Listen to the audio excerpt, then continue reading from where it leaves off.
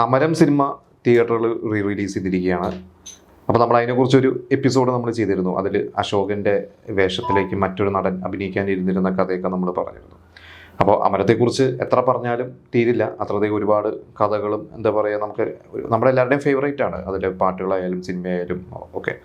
അതിൽ മുരളി എന്ന് പറയുന്ന ഒരു നടന് അവാർഡ് കിട്ടിയിട്ടുണ്ട്. നമ്മളതും പറഞ്ഞിരുന്നു. അപ്പോൾ മുരളി എന്ന് പറയുന്ന ഒരു നടനെ കുറിച്ച് പറയുമ്പോൾ മുരളിയും മമ്മൂട്ടിയും തമ്മിലുള്ള ആ കോമ്പിനേഷനിൽ വരുന്ന സിനിമകൾ ഒരുപാടുണ്ട്. അതിൽ ഏറ്റവും ബെസ്റ്റ് സിനിമകൾ ഒന്ന് തന്നെയാണ് അമരം.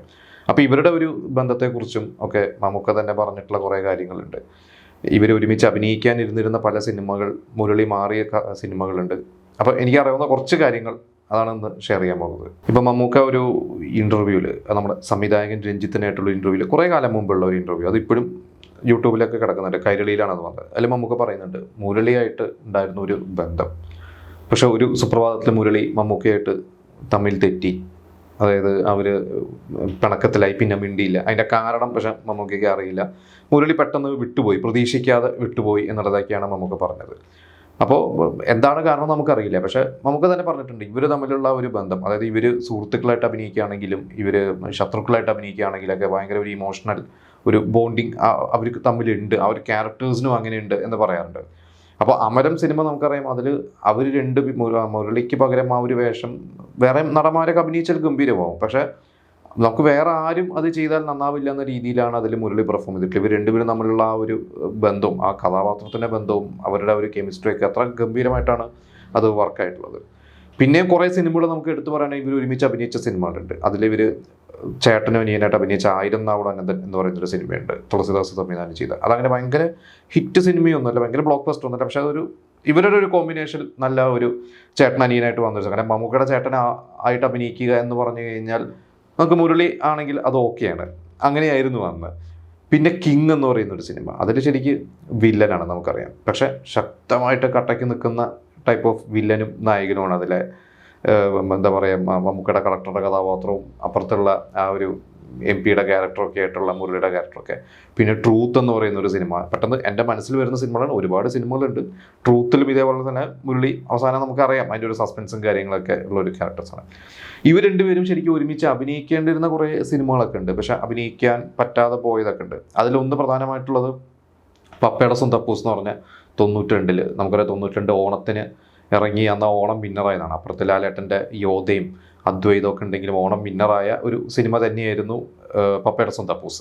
ആ ഒരു സിനിമയിൽ നമുക്കൊരു ഡോക്ടറായിട്ട് സുരേഷ് ഗോപിയാണ് അഭിനയിച്ചത്. നല്ലൊരു റോളാണ്, അധികം സീൻസ് ഒന്നും ഇല്ല, നല്ല റോളാണ്.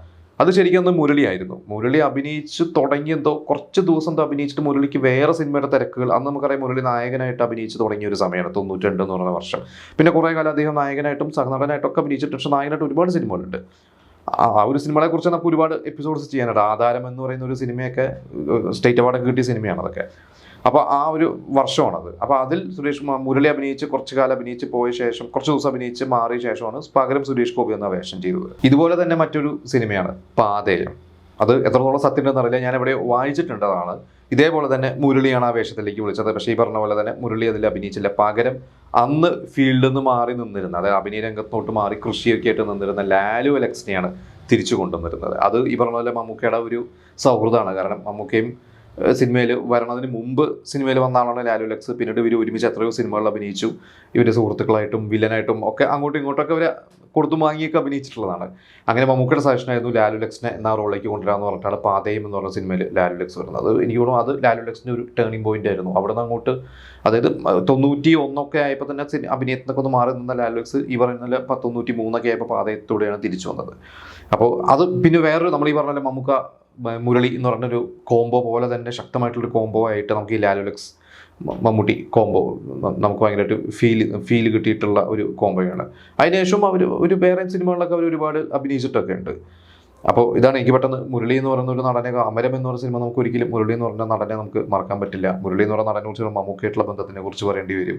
അപ്പോൾ അങ്ങനെ എനിക്ക് തോന്നിയ കുറേ കാര്യങ്ങളാണ്. ഇതിൽ ഒരുപാട് നമുക്ക് മുരളി എന്ന് പറയുന്ന നടനെ കുറിച്ച് നമ്മൾ അധികം എപ്പിസോഡ്സ് ഒന്നും ചെയ്തിട്ടില്ല. ഇനിയോട് അദ്ദേഹത്തിൻ്റെ കരിയർ ഗ്രാഫും ഭയങ്കരമായിട്ട് നമുക്ക് ഒരുപാട് ഡിസ്കസ് ചെയ്യേണ്ട കാര്യങ്ങളാണത്. അദ്ദേഹം ചെറിയ വേഷത്തിലൂടെ വന്നതും പിന്നീട് വില്ലനായി തിളങ്ങിയതും നായകനായതും ഒക്കെ ആയിട്ട് ഒരുപാട് കാര്യങ്ങളുണ്ട്. ഇപ്പം നമ്മൾ ഈ അടുത്ത് ഞാൻ സോഷ്യൽ മീഡിയയിൽ ഒരു പോസ്റ്റ് കണ്ടു, മമ്മൂക്ക ഏറ്റവും കൂടുതൽ സ്റ്റേറ്റ് അവാർഡ് കിട്ടിയ നടനായി മാറി മമ്മൂക്ക നടനായി മാറിയത്. അതേപോലെ സ്റ്റേറ്റ് അവാർഡ്സ് ഏറ്റുമുടിച്ച നടന്മാരുടെ ലിസ്റ്റിൽ മമ്മൂക്കയുണ്ട്, ലാലേട്ടനുണ്ട്, പിന്നെ തിലകൻ, അങ്ങനെ കുറേ പേരുടെ പേരുകൾ. അപ്പോൾ മുരളിയുടെ പേര് എടുത്ത് പറയേണ്ട ഒരു പേരാണ്. അദ്ദേഹം നമുക്കറിയാം വളരെ ചെറുപ്പത്തിൽ, അദ്ദേഹം 54 വയസ്സിൽ അദ്ദേഹം വിട്ടു. 2009 മരിച്ചത്. അദ്ദേഹം ശരിക്കും ഒരു ശക്തമായിട്ടൊരു നായകനൊക്കെ ആവുന്നത് 92 പിന്നീട് അധികം വർഷം അദ്ദേഹം ശരിക്കും സിനിമയിൽ തിളങ്ങാൻ പറ്റിയിട്ടില്ല. അത്ര കുറഞ്ഞ വർഷങ്ങളോടെ തന്നെ അദ്ദേഹം ഒരുപാട് അവാർഡ്സ് സ്വന്തമാക്കിയിട്ട്. അപ്പോൾ അതിനെക്കുറിച്ചുള്ള ചർച്ചകളൊക്കെ ഒരുപാട് സോഷ്യൽ മീഡിയയിലുണ്ട്. അപ്പോൾ നമുക്ക് അതൊക്കെ മറ്റൊരു എപ്പിസോഡിൽ ചർച്ച ചെയ്യാം.